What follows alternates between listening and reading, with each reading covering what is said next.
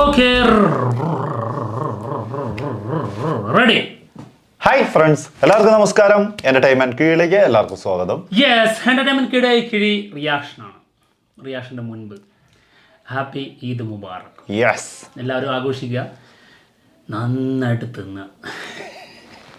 ഒരു റൗണ്ട് കഴിഞ്ഞു. അതെ, വീഡിയോ കഴിഞ്ഞിട്ട് വേണം അടുത്ത റൗണ്ടിലേക്ക് പ്രവേശിക്കാൻ. ഞങ്ങൾക്ക് ഫുള്ളായിട്ട് അങ്ങ് എൻജോയ് ചെയ്യാൻ പറ്റില്ല, ഇരുന്നങ്ങ് തിന്നാൻ പറ്റിയിട്ടില്ല. കാരണം 11 മണിക്ക് ഒരു വലിയ സംഭവം വരാനുണ്ട്. യെസ്, A6 AA22 യാ അറ്റ്ലി അല്ലു അർജുൻ ഒരുമിക്കുന്ന സിനിമ. യെസ്, ബ്രഹ്മാണ്ടം എന്ന് പറഞ്ഞാൽ ചെറുതായി പോകും. എന്തോ അത് പുഷ്പ 2 ശേഷം. അതെ, അതാണ് അതിന്റെ വലിപ്പം. അതാണ് പുഷ്പ 2 ശേഷം വരുന്ന അല്ലു അർജുൻ മൂവി. യെസ്, ജവാന് ശേഷം വരുന്ന അറ്റ്ലി മൂവി. ഇവർ രണ്ടുപേരും ഒരുമിക്കുന്ന സിനിമ 1000 കോടിന്റെ മുകളിലാണ് രണ്ട് സിനിമകളും 1000 കോടിന്റെ മുകളിൽ ഉറപ്പാണ്. അപ്പോ തുടക്കത്തിൽ തന്നെ എണ്ണി തുടങ്ങാം നമുക്ക് 1000 നിന്ന്. നമുക്ക് 2000 അങ്ങോട്ട് തുടങ്ങിയാലോ എന്ന് ആലോചിക്കണം. 2000 കൂടുമ്പോ 2000 ആണല്ലോ. 2000 മുതലൊക്കെ സ്റ്റാർട്ട് ചെയ്യാം. അപ്പൊ അല്ലു അർജുന്റെ ആദ്യത്തെ 2000. യെസ്, അല്ലേ? അല്ലു അർജുന്റെയും ആദ്യത്തെ 2000. അല്ലു അർജുന്റെ ആദ്യത്തെ 2000, അറ്റ്ലിന്റെ ആദ്യത്തെ 2000. അറ്റ്ലി നല്ലല്ലോ. അല്ലല്ല, രണ്ടും അല്ലു അർജുനാ. അത് സാറില്ല, അതെന്താ അറിയോ, ബിരിയാണി തല കയറിയതാ.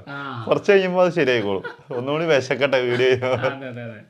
അപ്പോ ഇതാണ് കാര്യം. അതായത് 2000 രണ്ടുപേരും കൂടി അങ്ങ് തരും മിക്കവാറും. ചിലപ്പോൾ 2000 മുകളിലേക്ക്.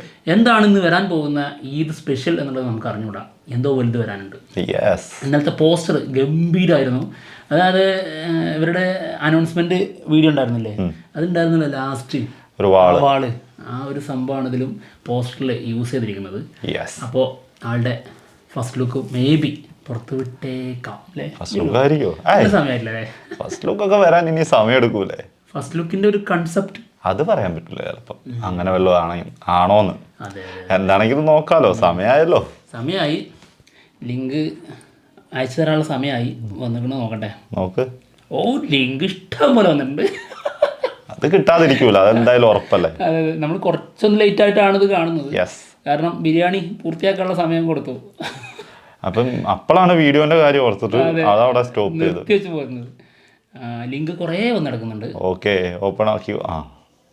എത്ര മിനിറ്റ് ഉണ്ട്? ഓ, ഇത് തമ്പനിയിൽ കണ്ടിട്ട് ദീപിക പദുക്കോൺ. അപ്പം ദീപിക പദുക്കോൺ ഓൺ ബോർഡ് ആയതായിരിക്കാം. അത് വീഡിയോ ആക്കി. അപ്പൊ അതെന്തുമായിരിക്കും? അതും വീഡിയോ 1 സംതിങ് വീഡിയോ ഉണ്ട് കേട്ടോ. ഓ, ഓക്കെ, കാണാം.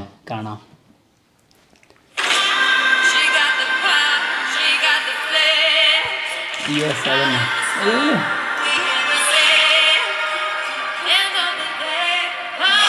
ഓ, എടാ മോനെ.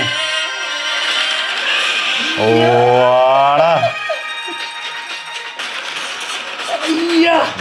ഡ്രാഗനോടൊക്കെ കേട്ടോ ഫൈറ്റ്. ദീപിക പദുക്കോൺ അത് പൊളിച്ചിടോ.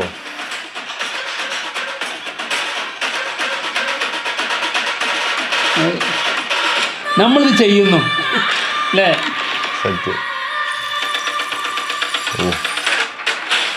ഓ ഓ, വെപ്പൺസ് ഒക്കെ നോക്ക്.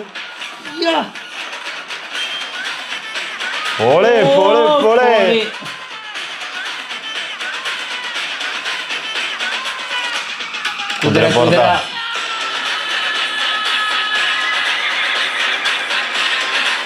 ആള് പിന്നെ എത്ര വലിയ യുദ്ധം ചെയ്യുകയാണെങ്കിലും ചിരിച്ചുകൊണ്ടേ ചെയ്യുള്ളൂ.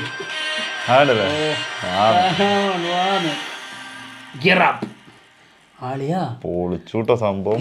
എന്താ ഇതിന്റെ കൺസെപ്റ്റ്? ഇപ്പൊ എന്താന്ന് ചിന്തിച്ചത്? EPIC fantasy thriller. എന്തൊക്കെയോ പരിപാടി. എന്താ ലാസ്റ്റ് ത്രില്ലറിന് കൊടുക്കാം. അതാണ്, എന്തൊക്കെയോ വലിയ ത്രില്ലർ. എന്താണെങ്കിലും എനിക്ക് തോന്നുന്നു ജവാനില് ഒരു നോർമൽ ക്യാരക്ടർ ആയിരുന്നു ദീപികന്റെ, അല്ലെ? വൈഫായിട്ടുള്ള കുട്ടീനെ തൂക്കിക്കൊല്ലുന്ന സീനെ ഷാറുഖ് ഖാന്റെ അമ്മയായിട്ട്. ഇതില് ആക്ഷൻസും വെപ്പണൊക്കെ എടുത്ത് പോകുന്ന സീൻ എന്താ? അത് വെപ്പൺ മറ്റേ 2 സൈഡ് മൂർച്ചയുള്ള ആ സാധനമാണ്. ആ കോടാലിന്റെ വലുത്.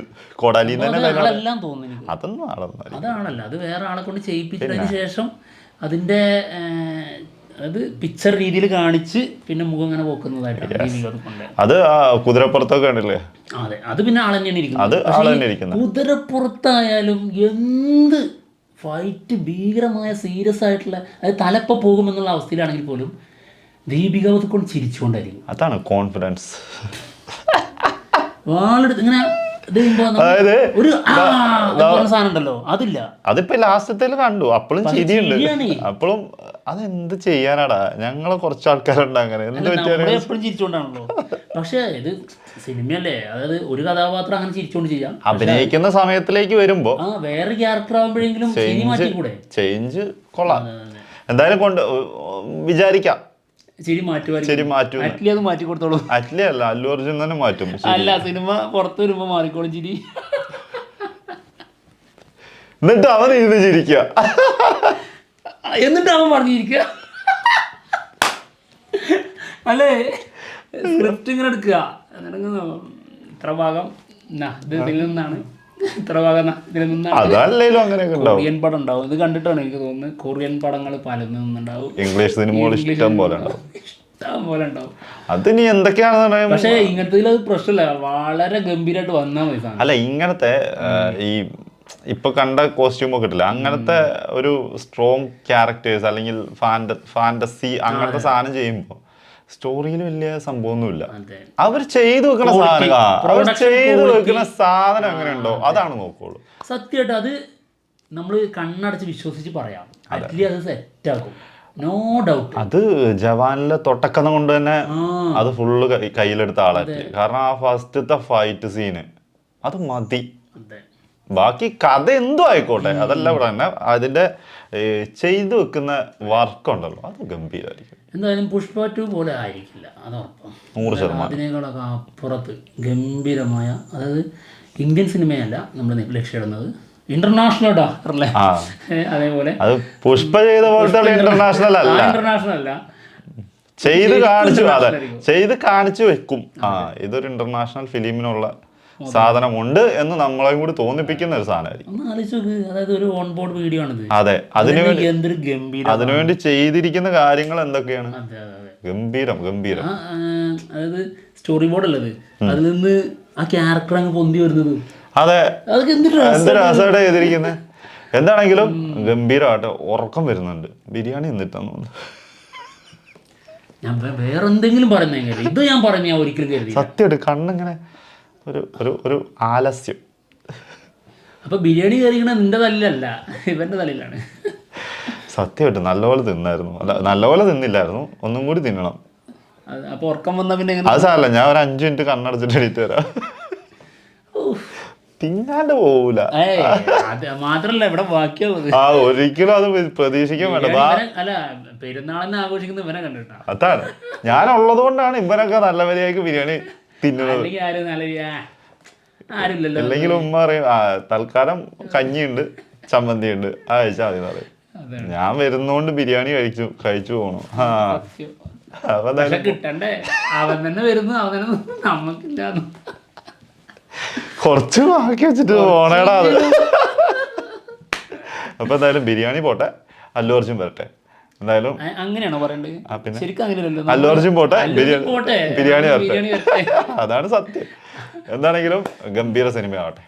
ഞങ്ങൾ പോവാണ്, മറ്റുള്ള വിശേഷങ്ങളുമായിട്ട് തന്നെ കാണാം. ഒരിക്കൽ കൂടി